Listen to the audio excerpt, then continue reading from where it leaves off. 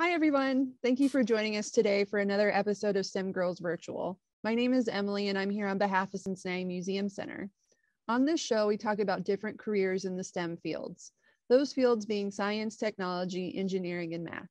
Today, we have Dr. Charlisa Daniels, Associate Professor of Chemistry at Northern Kentucky University with us. Dr. Daniels, thank you for joining us today. Thank you so much for having me. I'm excited to be here. We're excited to have you. And there's a lot of steps to becoming a college professor. Can you share your journey with us to becoming an associate professor of chemistry? Sure. So after I graduated from high school, I wanted to go to a very small school. I enjoyed having small classes. So I went to a college called Agnes Scott College in Atlanta, Georgia. It is a very small single-sex institution. And so I was surrounded by wonderful women and, a few male teachers. And I got my Bachelor's of Arts from Agnes Scott College. From there, I went on and I did what's called a post-baccalaureate research experience. So I got my bachelor's, but I wasn't quite ready yet to go to grad school. I didn't know if I could, to be honest with you, if I could hack it. And so what I did was through one of my professors, I got a research position at the University of Georgia in Athens, Georgia. And I did research for about 18 months, just straight research, just making sure that I felt comfortable taking on that task. And I did. I applied to graduate school and got into graduate school, ran under the wing of Dr. Christy Landis, who was at Rice University, and spent a good 5 years with her, got my PhD at that point.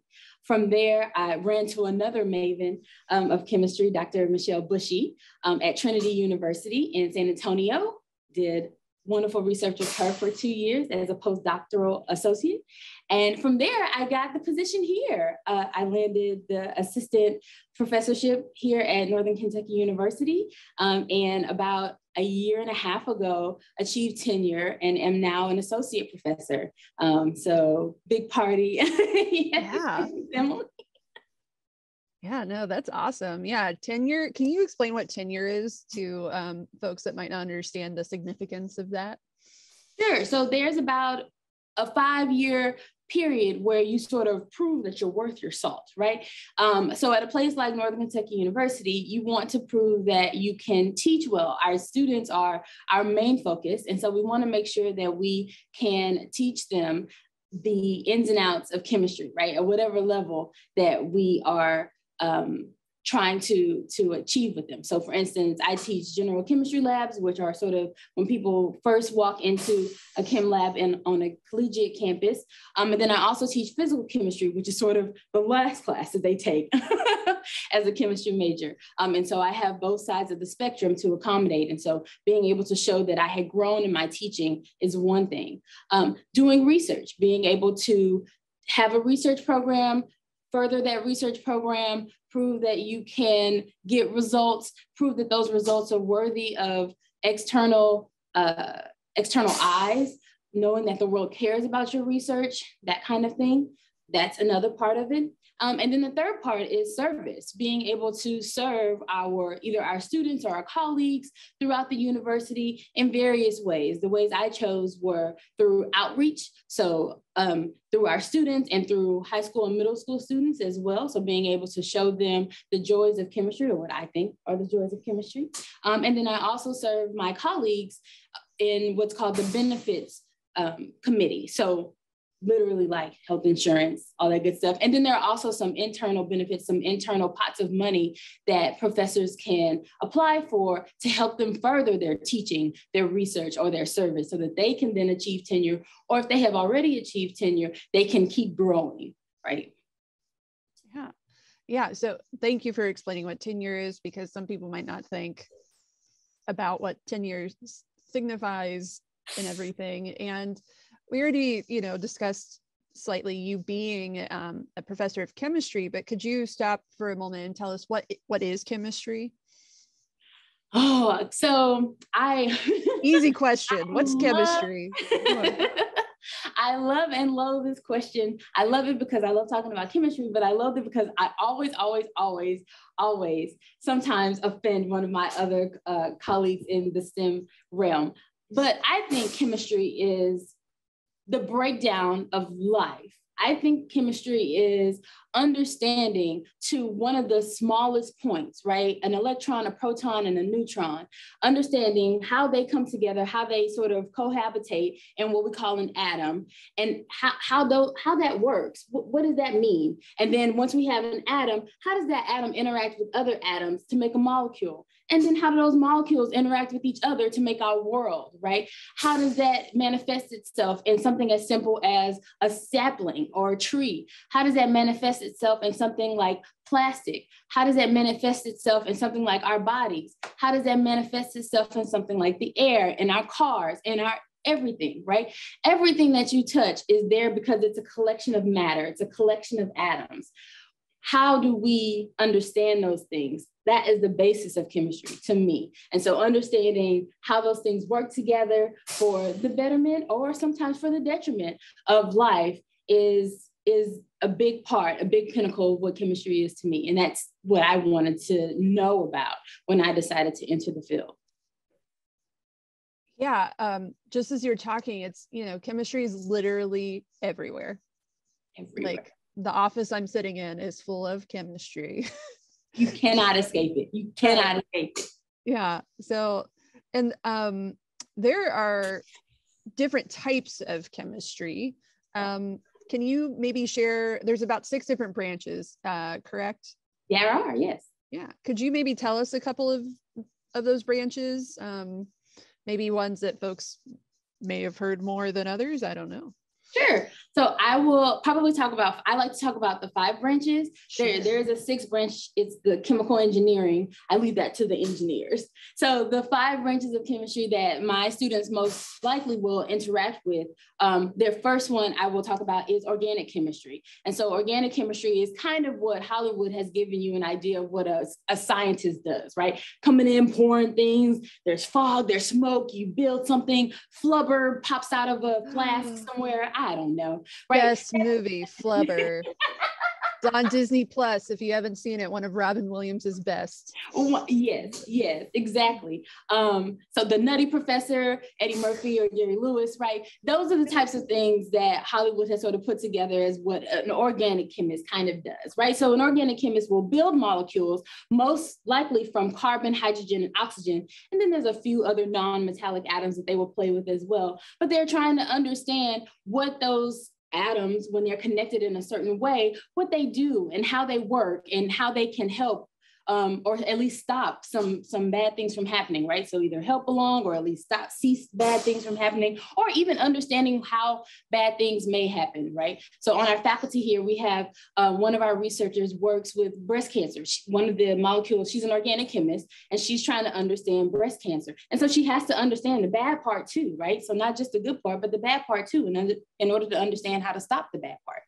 So that's organic chemistry. Inorganic chemistry is very similar, except there are metallic elements that are also worked in there. So when we think about like your computer chips, when we think about anything that has a metal associated with it, that's an inorganic chemist's bag, right? They come in, they try to understand how that metal works, because metals have a very different structure than non-metals. There's also biochemists, right? People are probably most familiar with biochemists because they understand the chemistry of biology, right? So understanding, again, those living things, how trees grow, how our bodies operate, all those things, how animals do what they do, right? So biochemistry is sort of understanding those building blocks of life, proteins, amino acids, DNA, all that good stuff, and then being able to understand how that makes all of our living things move and go and grow. Then we have the 2 branches that I'm most fond of. Analytical chemistry is one of them. Analytical chemists want to understand how much. They want to know how much is in this. When you read on a coffee label that this drink has 310 milligrams of caffeine, it's probably an analytical chemist somewhere in that process, right? They want to know how much. When the EPA tells you that you can only have 7 ppm of lead in your water before it becomes hazardous, there's an analytical chemist behind that somewhere. We want to know how much stuff is in stuff, right? How much of those elements, how much of those molecules is in things that affect us, so that we can learn, again, how they affect us. The other part of analytical chemistry is pushing instrumentation. So instrumentation that we will have in labs, pushing that to what's called a limit of detection. Can we go from understanding how much is in a kilogram to learning how much is in a milligram, to learning how much is in a picogram? Can we push it so that we can know down to the minutest amount how much is in that tiny amount? Do we need to have a kilogram's worth of stuff to understand the makeup of it, to understand that it's 50% oxygen, 20% hydrogen? Do we need a kilogram? Can we have just a fingernail's worth? Can we have just a little bit and still understand what's in that mixture? That's what analytical chemists try to push forward every day. Lastly, there's physical chemistry. And physical chemistry is at the intersection of physics and chemistry and math. So physical chemistry really does want to understand how those electrons dance, how those electrons move, to understand, again, what's going on. And because I'm more versed in physical chemistry, I will break that down even further for you. There's thermodynamics, which understands or tries to understand how temperature affects what happens in a chemical reaction. There's kinetics, which tries to understand how time is affected. Does temperature affect time? Does the amount of oxygen that's in this affect time? Like, how does this reaction go faster or slower? What are the factors that affect that? And then there's quantum chemistry. And quantum chemistry, again, is trying to understand down to that subatomic particle level why molecules do what they do. Because molecules, atoms, electrons move way different than, say, a car or a body does. The laws of physics that apply to molecules, atoms, and electrons is way different than the laws of physics that apply to big items, right? Big objects. And so quantum chemistry is trying to understand the difference between those two. I have so many thoughts. I really love analytical chemists for figuring out how much caffeine is in coffee. I appreciate that wholeheartedly. That is amazing. So there's so many different ways. So chemistry, again, very broad, but then you can specialize down to like the minutia almost, it sounds like, in something. So for kids who might be interested in STEM, but really don't know where they want to start, chemistry sounds like it's a great entryway into, again, there's an engineering component. Again, there's research, there's different, I know a lot of med students have to take biochemistry, organic chemistry, all those things too. So it's, again, very broad, but you can narrow down what you want to study, but it sounds like it's a great way to get into learning more about STEM is through chemistry. Exactly. And another thing that I want people to know is that you don't have to be a purist either, right? You don't have to be just a chemist. Biochemistry is one of those great intersections that people know about, but there's also biophysicists, there are chemical physicists or physical chemists, right? So there's intersections between all of the areas of STEM that allow you to sort of play in more than one area. So you don't have to be you can totally be a purist. You can totally say, I want to be an organic chemist. I want to go in and synthesize things. And I want to understand how carbon, hydrogen, oxygen, silicone, how all those things play together to make molecules. I want to know that. But you can also play around with some of the boundaries within STEM. That's awesome. And you touched briefly on what you like specialized in, but can you tell us again, and why did you choose that in particular to specialize in that type of chemistry? Again, I'm asking really easy questions. It sounds like, Yeah. I laugh because I had a student ask me this quite recently, and I gave her two reasons. One was rational, one was irrational. And when I say irrational, I mean it was just sort of more emotional. Not that it doesn't. Clearly, it hits home for me. So the rational reason is, I keep nothing in this brain. I do too many things to allow anything to have a shelf life other than like my mom's birthday. So physical chemistry was one of the first places where I felt like I could work my way through. And physical chemistry was also one of the first places where I really found a knack for problem solving that let me pull from a bunch of different places. So in physical chemistry class, we do what are called derivations. And if you've taken like a geometry class, math and mathematics, they're called proofs, right? So you're trying to prove to yourself that this one thing is true. And you use various different facts that you've learned through math, in my case, that you've learned through chemistry, to prove that this thing is true, this law is true. And so what you can do is you can start off with like a soup of equations and work your way down to something that matters to you, a problem that you're trying to solve based off of all of the physics, all the chemistry, and all the math that you know. And you can work your way through it, right? And so that allowed me to understand that, one, I didn't have to know everything off the bat, right? I could figure it out. There was room to figure it out. And physical chemistry was just one of the places where I learned that. I'm not saying that any other chemistry can't do that. It's just one of the places where I learned how to do that. That was one of the places where I was faced with that. The irrational reason was I had a physical chemistry professor who was one of the coolest people you'd ever meet. She was phenomenal. She was so strange that just listening to her talk about not only her life, but also her life and career through chemistry. She was the person who helped me get my post-baccalaureate position at the University of Georgia. She was fascinating. I wanted to follow her everywhere she went. And she was a physical chemistry. She was getting her degree in physical chemistry. And so it was just one of those things where you sort of tack on to a person and sort of try to see how their life can manifest in yours, right? And understanding just more about another subject through their lens.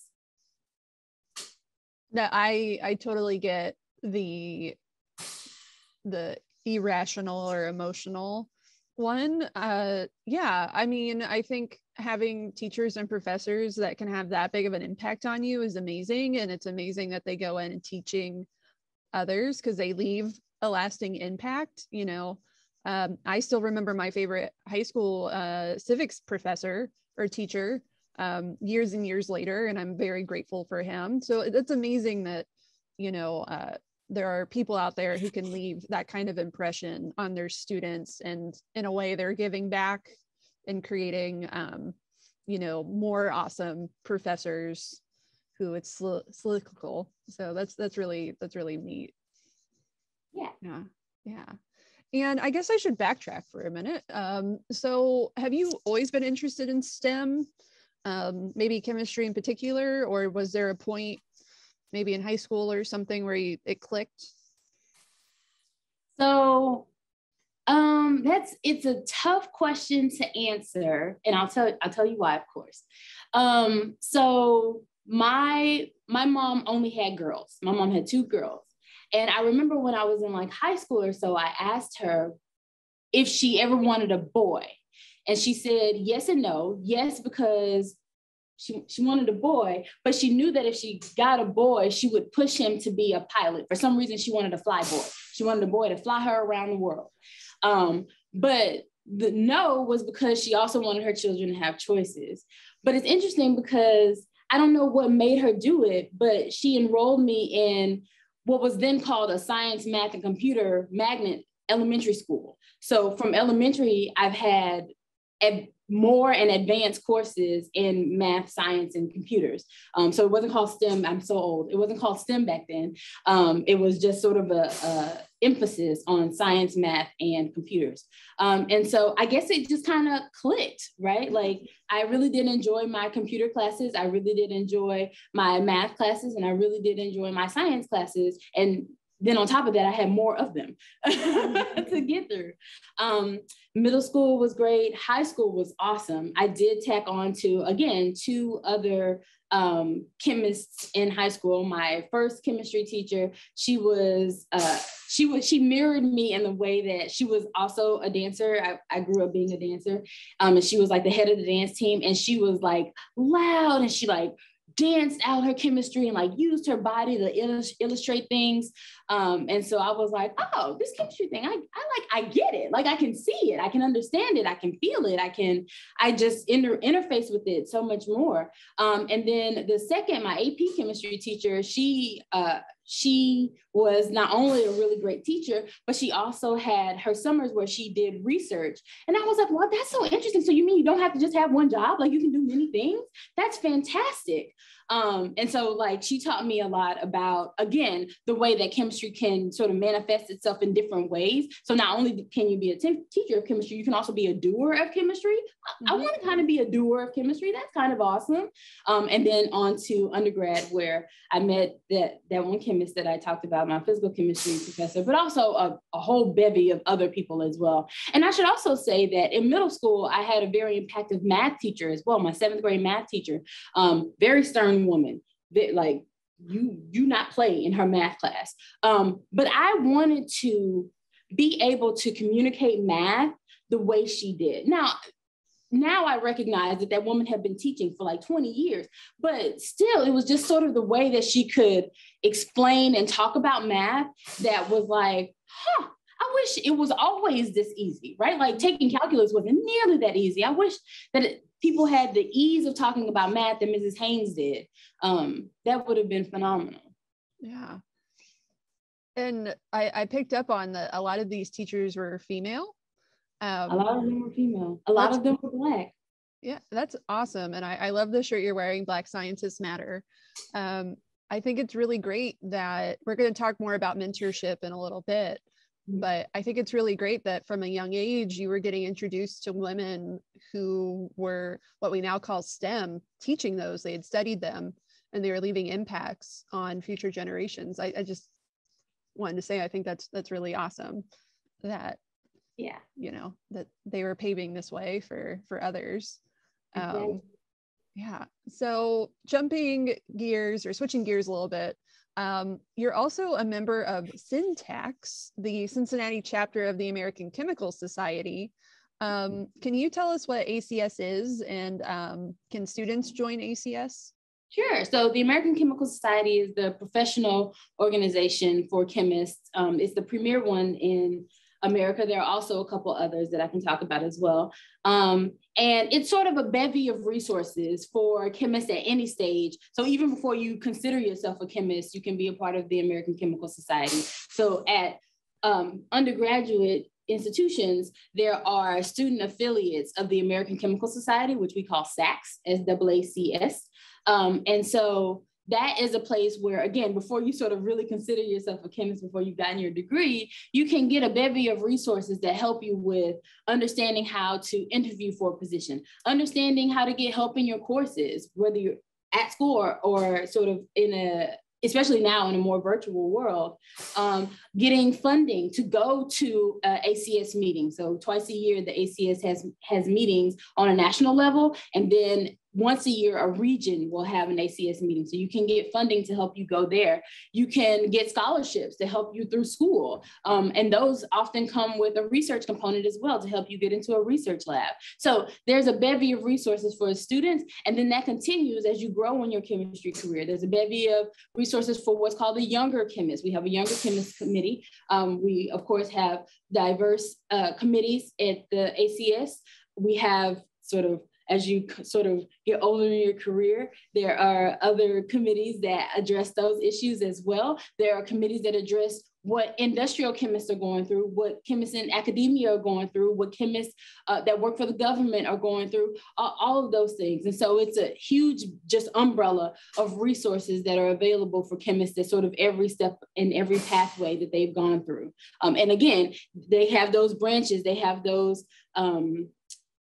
hubs for an analytical chemist, or for a green chemist, right, which is sort of a branch off of analytical chemistry, for a biochemist, for an organic chemist, for an inorganic chemist, for engineers. They have those resources that are sort of specialized for those branches so that, again, you can access those. There are a couple other institutions that are sort of under the umbrella of the ACS, if you will, kind of. There's NOVASHE, which is the National Organization for Black Chemists and Chemical Engineers. And so sometimes they will partner up with with the ACS to help with those resources as well for Black chemists. And then there's SACNAS, which is for Latin and First Nation peoples. And so that there's a conference that addresses what our Latin students and what our First Nation students go through when they are trying to get an education in chemistry and chemical engineering as well. And it sounds like for a student who may be watching this, either high school or college, that the ACS is also a potential networking group as well, mentorships, or just meeting people in different types of chemistry, you know, potentially getting jobs or internships or shadowing along That's those right. ways. So the fact that there's a student component is really excellent, and that they offer scholarships is really important too. So that's really great that an organization like this exists, that Cincinnati has a chapter. The Cincinnati chapters come to the Museum Center before during National Chemistry Week, and, you know, done cool experiments with like elephant toothpaste and things. So yeah, there's a community outreach component to ACS, like we just said, with coming to the Museum Center. So it sounds like a really, really great organization where there's a lot of different resources, no matter where you are in your career. That's right. Yeah. And you're right. I didn't talk about the high school portion. There is, of course, the high school scholarship going to college as well, but there's also high school experiences where, again, you can spend, you know, a week or two in a lab or more, understanding what research is and how to get into it. I actually mentored a couple high school students at one of my research experiences that were coming through the ACS seed program. So there's from high school on up. And then the ACS also likes to do outreach that will happen in a broad place like the Cincinnati Museum Center, where we can touch all ages. But then sometimes we go to like the library and just want it, and we will cater to, maybe there's elementary students there for that day or whatever, or maybe there's middle school students, or maybe there's high school students, or maybe, you know, SACS will go out to a high school or go out to a middle school that will have us. We've had a couple chemical education majors come through here, and they will invite us to their classrooms, and we'll go in and we'll talk about something that they're learning about, or we'll do demonstrations and try to get them hands-on a little more. We've also had student groups come to us. So at NKU with SACS, had students come to us and learn about whatever is on the docket that week. Yeah, and it's really great. The way I got connected with Dr. Daniels, for those watching, is we had an intern here who was a chemistry major. She really didn't know what she wanted to do. So I reached out to one of my colleagues who had worked with ACS, and Dr. Daniels was on the call. And I think you really helped our intern out. Sounds like you're still connected in some ways. So it's really great that, again, the ACS is in our city or in our region. So for those who are watching, even if you're in college and still trying to figure things out, like there's still time. There's people out there who want to talk to you, who want to help. That's right. Yeah. And this kind of kicks us off into the mentorship path a little bit, but I was looking at your CV and it's so impressive. But can you share a couple highlights with us over your career? Like maybe a better way to think of it is what has been your favorite day as a scientist? So my favorite days as a scientist put me in the middle of a learning sandwich. I have the most fun when I am learning something new, or an aspect of something that I'm already doing that has like just a little bit of a different nuance than what I'm used to. And I'm also teaching someone else, maybe not at the exact same time, but there's a transfer of information that's happening from that new thing that I'm learning all the way down to someone who either, again, hasn't learned that aspect, or, you know, is learning something completely brand new in the realm of chemistry, period. And so there's been a couple times in my career that that's happened. I talked about the program where I had a ACS high school student, a student on ACS funding that was in high school. That happened at one of my research experiences at the University of North Texas. We had, I think it was like 4 high school students come into our lab. There were 2 undergraduates, myself and another undergraduate. There was 1 graduate student, and then our mentor, our principal investigator, the researcher who was at the helm of this. And so the transfer of information, watching him interact with his graduate student, watching him interact with us and teach us what we were doing, and then having us also teach the high school students. It was wonderful, because you learn from both sides. I never want to be in a position, and maybe I'm strange, I never want to be in a position where I think I'm the smartest person in the room. I'm always most comfortable when I'm sort of like lower to middle intelligence in the room. I always want to be learning something, and I always want to be teaching something, because teaching something teaches me. I've learned so much from my students over the years.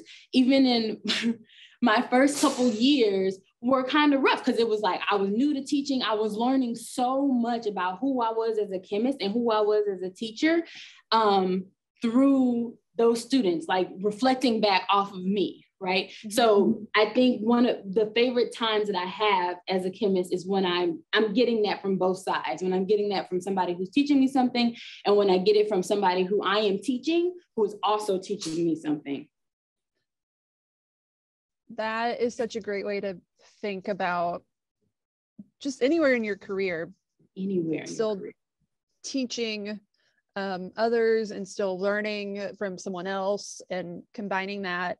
And kind of speaking of, teaching others or working with someone maybe who professionally is at a higher level than you, can we talk a little bit about career paths for potential chemists? I know that's really broad, but someone might think, I want to do chemistry in college. What kind? I don't know. But like, what are types of careers? And again, chemistry is so broad, but, can we chat about career paths a little bit? Sure. So there are so many paths that you can take, and there are so many career changes that you can make. So please, please, please, if there's one thing that I would like to tell our audience, is that you do not have to pick one thing and then stay on that one thing forever. You can. There are people who have picked one thing and they've done that one thing for 50 years and they retire and they're happy, and I love it for you. But there are also people who do one thing and then maybe a couple years later, they're like, not the thing I want to do anymore, and they change. So there are so many things that can be done. So let's start there.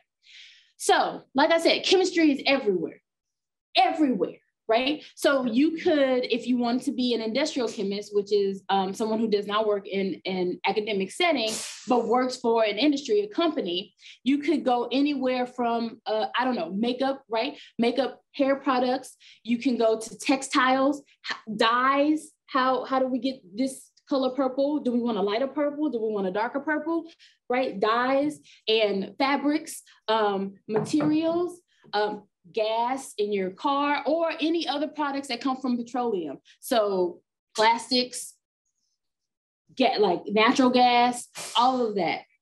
And that's a little bit where chemical engineering can also come in too, right? Trying to figure out how to get those things from the earth.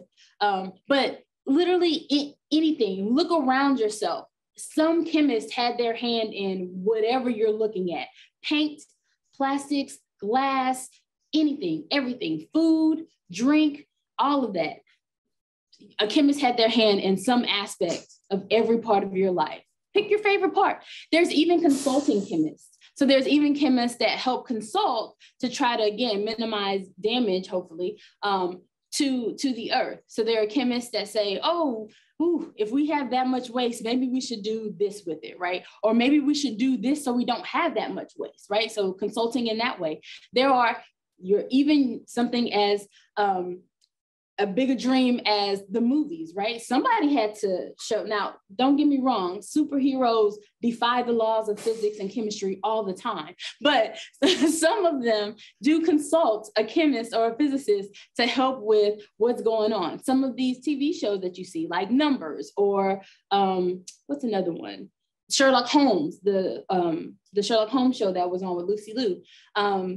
There are consultants that will take into effect how that chemistry manifests itself. If there's like a drug interaction that has affected a person or an overdose that has killed a person on these shows, right? There's somebody that's there that needs to consult and make sure that what they're saying isn't like too egregious, right? Isn't like completely out of the realm of understanding.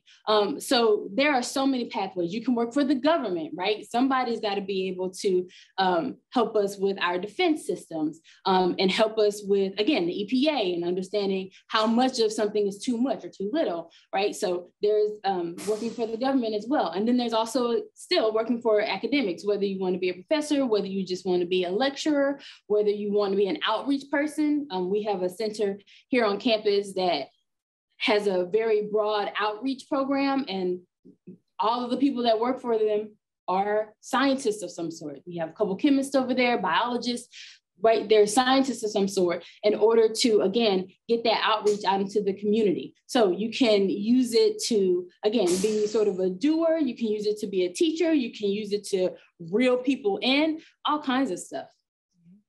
Yeah. We have people here at the museum on the education team that have science backgrounds, not chemistry necessarily, but we have a guy who's like our physics guy. We have a neuroscience guy, you know, so there's really informal education. Yeah, there's so many possibilities. So hopefully people watching feel better about maybe what they could do with a chemistry degree. And policy, right? We need policies to help us understand or to help us regulate, I would say, so that we're not treating the earth as poorly as we have in the past. Right? We need policies to push that forward. We need scientists at the forefront of Congress to help understand, to help teach and to educate and to help people understand exactly what's going on with, for instance, climate change. Yeah. Right? For climate change, for things like the science behind the effects of things like vaccines, perhaps, right? There are scientists that are behind that. Kinsey, Dr. Kinsey is her name. She's one of the people who was at the forefront of the COVID vaccine. She was part of the ACSC program, right? Like, so there's already track records that have happened. Yeah, that's awesome. Just got my booster shot. Yeah, no, that's amazing. I hadn't even thought of policy, but yes, we need scientists who want to work for the government, who can help make important decisions like this, like just long lasting decisions. So I hadn't even thought of that. So thank you for bringing that up. Yeah. And getting back to your CV a little bit, you've done a lot of research. Can you share with us what you're researching or what you've researched and what you hope your research accomplishes? Sure. So my research right now has to do with water remediation. What I want to understand is how to clean water, because whether you think about it or not, the water that comes out of your faucet, there's a lot of processes that it has to go through in order to come through your faucet. And in some parts of the world, the stuff that comes through the faucet isn't even all that clean, right? We've heard about different crises that have happened around the US. And then of course, Flint's not too far away from here. Not too far away from here. And then there's also other crises that are happening in other parts of the world. And I want people to understand too, that the water crisis is not a one size fits all crisis. There's not just one factor that's affecting water in all parts. There are bacterial issues that may be affecting one part of the world. There may be sort of metal poisoning that may be affecting other parts of the world that have to do with more industrial processes. There are like in areas where fracking is heavy, there's lots of natural gas that's coming through with the water, right? That's a little disturbing. The processes that happened in Flint had to do with these chemical changes that were happening in the pipes and then manifest its way down through their water faucets, right? So there are many different areas that have different things that are affecting why their water is not good to drink, why it's not clean. But so my research has to do with water remediation. I would like to help with understanding how to clean water. And one of the ways that I do that is with what are called stimuli responsive polymers. And so most people's big touchstone with stimuli responsive polymers are transition lenses. So when you put these glasses on, you go out into the sunlight, they get dark. And when you come inside, they lighten up. And the polymer, there's a polymer that's coating the lens that will respond to what's called unpolarized and polarized light. The sun, totally untamed. That is unpolarized light. It does what it wants to do. The light's coming in all directions. It doesn't care. And so the way that that polymer that's on the lens is constructed is for it to sort of do this, and that will darken the lens in the face of unpolarized light. But once you come into inside light, that light is polarized. That light is controlled. We can excite molecules and have them behave in a certain way. And so once that happens, the polymers on the lens, then they align to each other and they lighten up and they make the lens clear. Though that is a stimuli response. It responds to the stimulus of light, whether it's unpolarized outside or polarized inside. I work with materials like that that will change according to, say, pH, or maybe they change according to temperature. I'm trying to work with one that changes according to salinity, right? So how much salt is in the water. And that would help us clean ocean water if we run out of fresh water, which we kind of are. And so understanding how those materials change in the face of molecules, right? So if we change the pH of this polymer, how does that affect how molecules get to move through it? I want to know how small molecules move through these polymers, how changing the polymer affects that transport, affects that movement, and understand how we can use that to make, say, a water filter that is really good at catching pollutants or other small molecules. Oh, wow. That is, I'm from West Virginia, so fracking is a big industry there, and the water has been shown to be polluted. So hearing that you're working on something like that, I am very grateful for that. That is the creativity that goes into science and the research behind it. It just always amazes me, because I don't think people think scientists are creative, and they're the most creative people out there. So that just, yeah, that amazes me. I'm like gobsmacked, because that is just so cool. Yeah. And not too far from here, there's a city that has also been without water. And I say also because I'm thinking of Flint, but they've been without clean water for like 20 years as a product of the coal mining that is happening and the waste that goes into there, right? So there are cities that you've heard of and that you've not heard of, counties that you've heard of and that you've not heard of, that pay for this terrible water and are in need of a solution. And so, yeah, I just kind of want to put my little foot right on in there. Yeah, thank you. And finally, we're getting to the mentoring. I keep saying we're going to talk about it, and I keep bringing up other things. We're going to get to it right now. You are obviously a big proponent of mentoring. Can you share with us why mentoring is so important in the STEM field in particular? I just think it helps to have a person to talk to that has gone through some piece of your journey, right? So I mentor students from across the spectrum of humanity. Some of them I have a lot of things in common with. Some of them, the only thing we have in common is chemistry. That's the only thing we have in common, right? But walking with them, talking with them, giving them that little pat on the back, giving them a tissue sometimes because we cry. Hey, we're human. Being able to talk to a person that has gone through some semblance of what you've gone through is huge. And I want to say this too, you should not have just one mentor. You should have many. It takes a village to raise one person, and it's going to take a network of mentors to get you through your life. I say you should have somebody who maybe is mentoring you through life, somebody who's mentoring you through your career, maybe somebody who's mentoring, if you do research, mentoring you through your research. Maybe it's skill sets. Maybe there's somebody who helps you with your writing. Maybe there's somebody that helps you with your speaking. Maybe there's somebody that helps you deal with your bosses, right? Maybe there's a person for each one of those things. And maybe you get, more than one thing from one person. But I don't think that people should think about mentoring as just one singular relationship. Build a network of mentors and call on them when you need them. They may not answer you right away, but you keep calling on them and they will be there. Yeah, no, that is good advice. And In addition to mentoring, you're also a big proponent of diversity in STEM. Can you talk about some of the efforts that you and students are making to address this at NKU? Sure. So I talked about SACS, which is primarily for chemistry students or students that are I talked about SACS, which is an organization that is for students who are interested in chemistry. But there's also an organization here on campus called PIC STEM.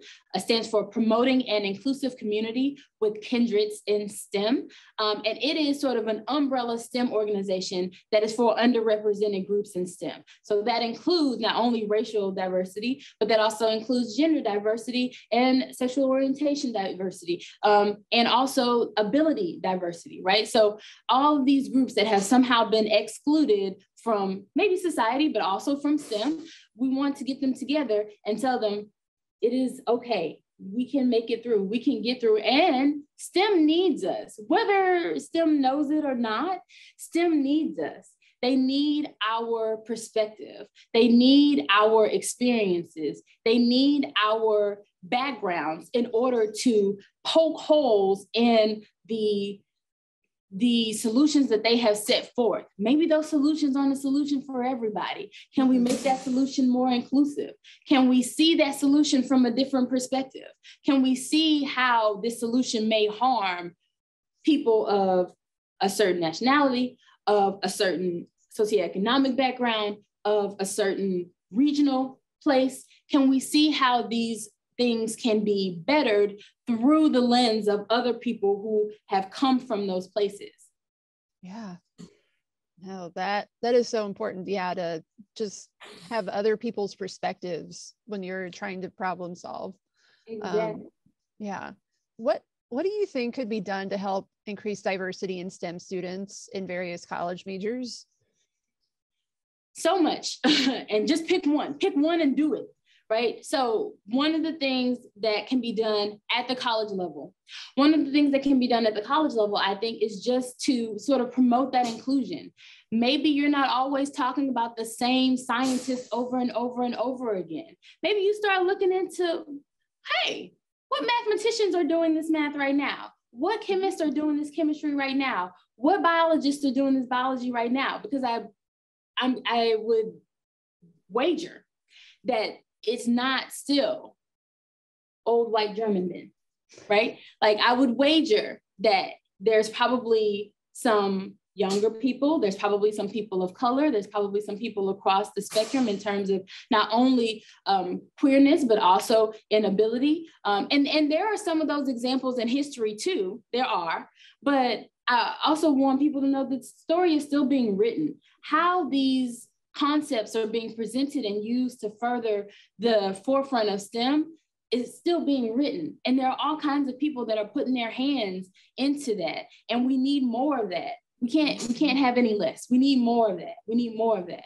So at the collegiate level, we can do things like that. We can have, I think some of our educators should think about different ways of teaching, changing some of the strategies of teaching just a little bit. I think that also being able to make it applicable. So making sure that you are making your concepts focus on something that is sort of real world, showing them not just the itty gritty behind, say, stoichiometry, but how that stoichiometry affects some real world problem, right? Thinking about one concept that chemists harp on very early on in the curriculum. Going backwards, and when I say backwards, I mean back to grade school, so elementary, middle school, and high school.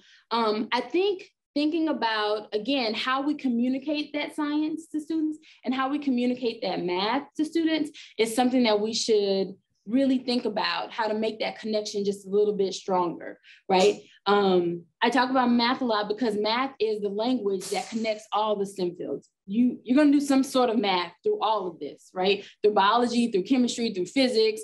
And then, of course, if you're a mathematician, engineering, you're going to do some kind of math. We've got to stop making people scared of math. Not saying it's going to be easy, but just because it's not easy doesn't mean that we shouldn't do it. No, right? We do these things because they are hard. There was a famous man that said that, JFK. We do these things because they are hard. We do these things because we need to tackle them. We do these things because our lives depend on them. And so understanding how to communicate math to students in a way that is inviting, even if the task is going to be hard, and getting them to understand that, hey, it didn't have to be easy, but it can be done, and I'm going to do it. Yeah. No, that's great. And before I ask these last two questions, you're going to show us some things in the lab, right? Yes. That some of your students use. So Dr. Daniels, can you tell me where at NKU you are right now? Sure. So this is the analytical and the physical lab. So our analytical chemistry and our physical chemistry students both will take laboratory classes in here and learn about different instruments, learn about different techniques. We have an instrument going right now, so you'll hear that periodically. And we just have a bunch of, some of it is, you know, a little worn instrumentation, and some of it's brand spanking new. And so I want to show you some of the stuff that our students work with on a semesterly basis. Sure, that's awesome. Please do. So again, students come in here for labs. So what are some of the things they're working on or using while they're in the labs? So this lovely instrument right here is brand new to us. It's about a year old or so. And it is what we call a Raman instrument. So spectroscopy is something that the physical chemistry students do a lot of. When you think about light, visible light, like the rainbow, there's so much more to the spectrum than just the rainbow. The rainbow is actually a tiny sliver of it. But if you think about the rainbow going from red to violet, the two ends of that, the red end and then the violet end, we like to use both the visible spectrum and outside of the visible spectrum to probe molecules, to see how they rotate, how they vibrate, how they move, how energetics work within the molecule. We like to use light to do that. And so this Raman instrument right here uses an infrared laser. I can pull it out. It's all this. Here we go. So this is actually the tactical laser. It's not on right now. But what happens is this laser aperture focuses right here. It will come down through and hit a sample. And there can be scattering, there can be elastic spectrum. There can just understanding how a molecule on the surface of something will either reflect that light back, to see what that means for rotation, what that means for vibration, whatever's on that sample. Okay, and when you say scattering, it's kind of like a prism when hits light, kind of, is that a way to think of it? Yeah, so think about when a water drop hits the surface and that kind of splattering that happens. The same sort of thing can happen with light, right? We have light come hit a surface and it can sort of splatter, if you will, or scatter. And understanding, being able to detect that scattering tells us something about how that molecule is moving, how that molecule, the electrons in the molecule are moving, how they're rotating, how they're translating, how they're vibrating, all that good stuff. Oh, very cool. Yeah. And the instrument making noise, you told me that off air. What is that making noise so our viewers can know? So the instrument that's making noise is this lovely gray guy over here. That is an infrared instrument. So talking about that spectrum that goes from red to violet, on the red side, so redder than you can see, on the red side is what we call infrared, and we can use that also to probe molecules to figure out what's going on, what are some temperature things. So when you think about any of you that play Call of Duty or anything like that, when you're in the dark and you have like those goggles on that can see temperature, they're doing that with infrared light, right? Okay. So we can use infrared light to understand things like temperature. We can use infrared light to still understand things like vibrational, rotational spectroscopy. And so that's one of the instruments that we use. And it has a little compressor that goes along with it because there's some attachments that go with it that allow us to understand solids versus liquids versus gases. Compressor to push gas through. Okay. And as you're talking, I'm thinking of what I learned in science class about like Roy G BIV, you know, red, orange, yellow. So for some of our viewers, if you've learned about Roy G BIV, you're touching on that a little bit, right, Dr. Daniels, as we're okay. That's the visible spectrum. So Roy G BIV, the colors that you see in the rainbow, that is the visible spectrum. And like I said, it's a tiny bit of the electromagnetic spectrum. So all of light, what we call light, encompasses way more than just what our rainbow gives us. And so again, off the red part of that is red. And then we also have off the violet part of that, a violet, ultraviolet spectrum. So this little instrument here is a UV instrument. It's tiny, so we can use it sort of portably, if you will. So now I'm not working with any chemicals, so I don't have any bottles, but you can put something into what is called a cuvette, place it in here, right? And then allow a light source to come in and excite whatever's in that cuvette, and we can record that excitation through the detector, and then record the detector and see when we have recorded, when we have excited through the system. So this is the violet side of the spectrum. UV vision, so the ultraviolet and the visible part of the spectrum. That guy over there is the red part of the spectrum. Red like angry. He sounds like he's angry with all that clicking. Just cycling through, yeah. He's working on his emotions. I get it, aren't we all? You know? And over here, we have a larger instrument. So that sort of blue-green instrument. Mm-hmm.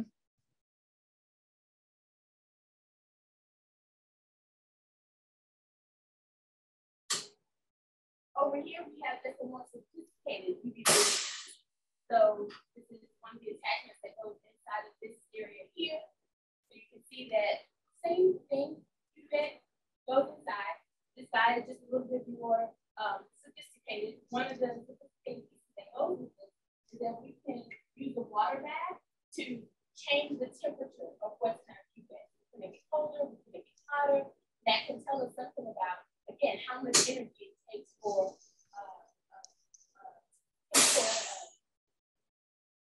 hold on.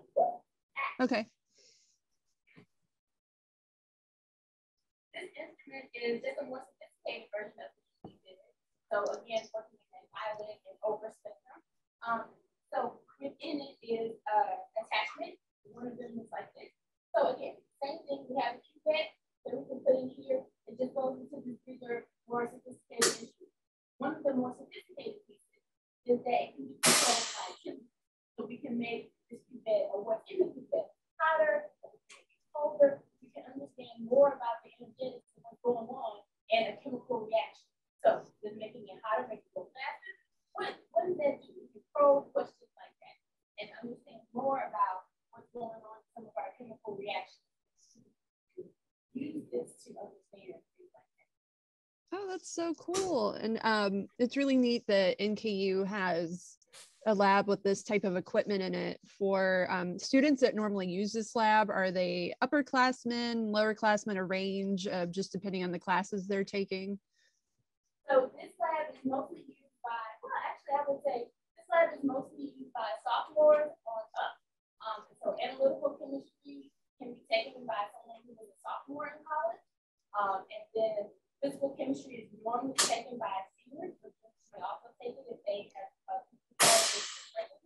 and this is just one of the instrument rooms we have. We actually have another one that's further down the hall, and it has again a plethora of instrumentation that is actually first year. If you join a research lab, there are a lot of our professors that research that will take first year students, and they will allow them to utilize those instruments in there. So as soon as you touch on to a research group, some of those research professors will allow you to use something early in your first year, and then moving on up through your senior year, using that instrumentation more and more, getting a better handle, a better feel of what it is and what it does. Now, an instrument like this, there's actually a lab in the general chemistry, so the first year chemistry, or take general chemistry in your first year.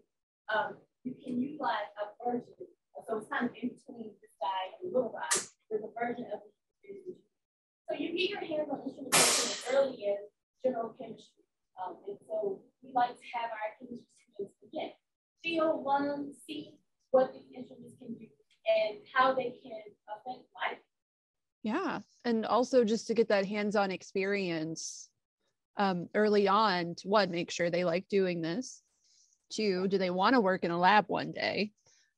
Which not all chemist majors do, but a lot end up maybe working in labs as researchers or something else. So that's really great that there's a large hands-on component to the NKU chemistry program that students are able to get early on too, not just till they're upperclassmen.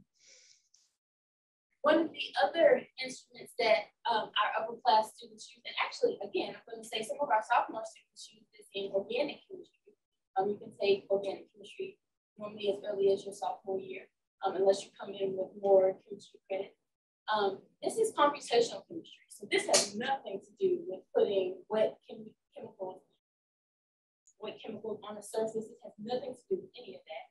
This is working with sort of a model and being able to understand the energetics of what's going on with this model. So I can build a molecule in here. I can change, so I just put in, this is carbon with 4 hydrogens. There's 3 of them that you can see, and then you can move it around so you can see all 4. And so I can build that into my computer screen here. And then I can also attach another carbon if I wanted to, right? So now I have 2 carbons together. I can attach another carbon if I want to. So I can have 2 carbons together. So I can build a molecule, move it around, and see what it looks like, what that molecule looks like in terms of how hydrogens are connected to it or any other atom, if we decide to build on any other atom. I can look and see what bond lengths, what bond angles, all that sort of thing. I can figure out what that molecule does in the presence of water if I want to. I can build this water molecules in here. And this force field has a bunch of mathematical algorithms that help us understand what's going on with that molecule based off of what we've already seen and mathematically what we have modeled that atom or that molecule to behave like in certain situations. That is much more sophisticated than what I did in high school, where you literally built it with like little connector things. I don't know if they were right. I got out of high school, so I guess I did okay, kind of. But yeah, you had to like build it. It was not on a computer like this. So that's really neat that it can get that in depth and sophisticated to really experiment with what you were saying about what something would happen if it was in water or if not. So that's really neat. Much more advanced than high school 15 plus years ago for me. So yeah, that's so cool. So Dr. Daniels, can you share some resources for our viewers who may be interested in learning more about chemistry and diversity and inclusion in STEM, just all the resources about everything? Sure. So like I said, the ACS is a great resource. They do hoard a lot of different resources for all levels. So if you go to acs.org, there's a banner across the top. You can click if you're a student, if you're a P through 12 student, if you are a college student, you can click if you are, trying to embark on a career in chemistry, right? And you don't have to be a college student ready to figure out what you want to do next in life. Look around as a middle schooler, look around as a high schooler, look around and just see what's out there, right? So the American Chemical Society has lots of resources there that will help you in chemistry in particular. There are a couple, if you are a high schooler and you are thinking about maybe what you want to do and the chemistry pathways are not clear, like job pathways are not clear. Another really good thing that has kind of nothing to do with STEM in particular is to look on job boards. There's ZipRecruiter, there's what's the other one? LinkedIn, you don't have to be a member of to look on. All of those job boards, you can put in chemistry, put in analytical chemistry, put in organic chemistry, look and see what's out there. Look and see what kind of education they require for you to take that job.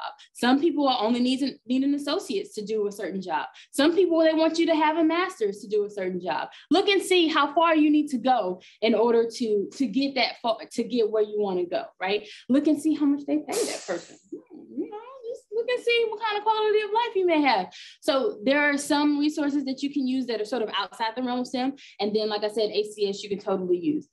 Again, Novache has its website, SACNAS, SACNAS, SACNAS has its website, so you can Google those too and see what kind of resources they have there.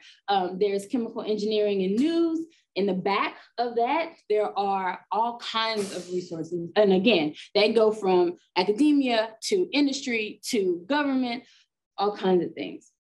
That's awesome. Yeah. Yeah. And we'll share links to all these sources in the event description. So that's why I was taking notes.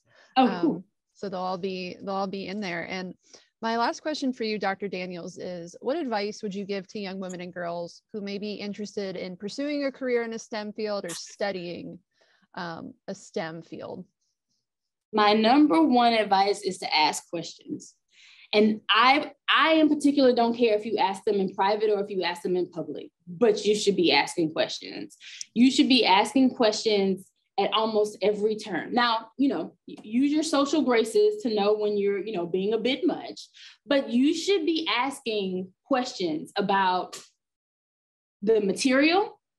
You should be asking questions about where this can take you, right? You should be asking questions that will lead you towards a mentor, right? So probing somebody to understand who they are as a chemist or who they are as a professional and understanding their journey a little bit. So you should be asking questions about a lot of things, whether you think you understood it or not. If you did not understand it, please ask a question. But even if you think you understood it, ask, can I say it back to you? Let me make sure that what I think is happening, right? So ask those questions back. So my number one advice is to ask questions, and to get involved. Also, get involved. Again, for me, one of the best ways for me to learn things and to understand things is to teach them, right? And you can teach them without being a teacher. You can go out into the community and do outreach. You can, hold, if you see a seminar series of some sort at a college or at a library or something like that, right? Go out and get involved. Talk to that person who just gave their seminar. Just go up and say hi. So interacting with people and asking those questions, I think, are the two biggest pieces of advice that I would have. Get involved and ask questions. Those are great pieces of advice. So thank you for sharing those. And thank you for joining us today. Thank you for having me. It's been great. Yeah, this has been awesome. So thank you all for watching, and we'll see you next time. Bye.